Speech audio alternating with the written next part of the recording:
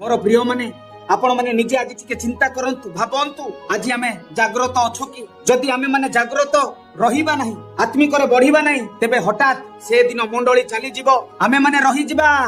तेनु आम मानकु प्रत्येक समय रे जागृत रहिबाकु पड़िबो। पढंतु गोटे वाक्य रोमियो 13 पर्वर 11 पद पुणी एबे तुम्भ मानकर निद्रारो जागृत हेबार समय जो उपस्थित एहा जानी एही सबु करो कारण आम्भ मानक विश्वास करिबार दिन ठारू वर्तमान परित्राण आम्भ मानकर अधिक सन्निकट। देखंतु प्रभु आज आम मानकु जागृत रुह बोली कि कहउछन किंतु आमे कोन करूछु केते को कहउछु हां देखिबा समय अछि आगो को देखा जिवो पुणी आ केते को कहउछु कोन आमे तो जागृत अछु बाहरु पूरा जागृत देखा जाउछु खाइबारे पीबारे पिंधिबारे प्रार्थना रे आराधना रे वाक्य रे पूरा जागृत देखा जाउछु किंतु भितरे किछि नाही। पुणी पढंतु प्रथम कोरिन्थियो 16:13 पद तुम्भे माने जागृत रही विश्वास रे स्थिर होई थाओ साहसिक होई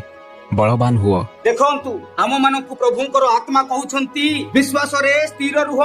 विश्वास रे स्थिर रहिबाकु पड़िबो। मोर प्रिय माने आमे माने जेपरि प्रत्येक समय रे जागृत रहिबा एवं विश्वास रे स्थिर रहिबा ता सहित सावधान रहिबाकु पड़िबो जेपरि आम मानकर आत्मिक जीवन टळमळ हेबो नाही आ सेही आत्मिक जीवन को टळमळ करिबाकु शैतान पूरा बहुत द्रुत गति रे चेष्टा करिबो। आमे माने वाक्य पढ़ी वाक्य सुनी प्रार्थना करी आराधना करी थकी जिबा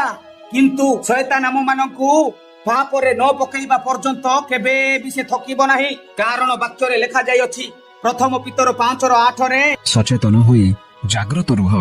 तुम्भ मानक विपक्ष शयतान सिंह प्राय गर्जन करी काहाको ग्रासिबो एहा खोजी बुलु अछि। देखंतु शयतान सबु बेले आम मानकु केमिति ना केमिति पाप रे पकेइबा पई आज खोजी बोलु अछि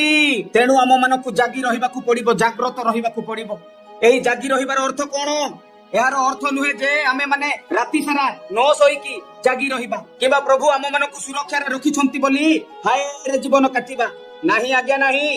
आम मानकु प्रत्येक समय रे प्रत्येक मुहूर्त रे जागी रहिबाकु पड़िबो के जाने केउ समय रे केते बेले जे परीक्षा आसीबो आमे ताहा जानि परिबा नाही तेनु आम मानकु सावधान रही जागृत रहिबाकु पड़िबो प्रभु कहउछ।